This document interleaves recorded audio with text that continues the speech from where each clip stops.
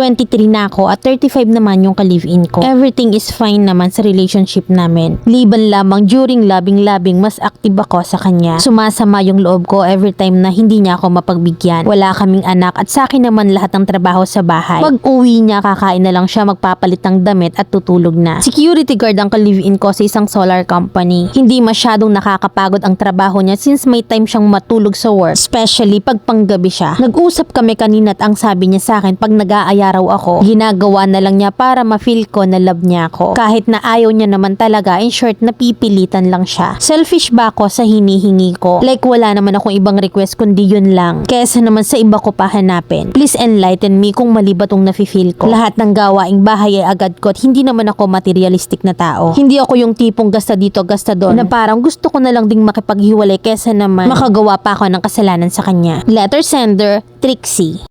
Hiwalayan mo na lang. Mahirap kasi yung nagtitiis ka na lang at napipilitan. At wag mong sabihin na porket nakakatulog sa work, hindi na pagod. Iba kasi yung pagod natin pag nasa trabaho. Na kahit pa ka mo nakakatulog, pagod pa rin yon. You did your part as a partner, he did his part too. Kaya lang hindi kayo mag-meet kasi nakukulangan ka. Pinagbibigyan ka naman, sabi mo nga. Kaya nga lang may tao talagang hindi mahilig sa ganyan. At least inamin. Kung magkakasala ka nga rin lang, let go. Mahirap ka laban ng init ng katawan.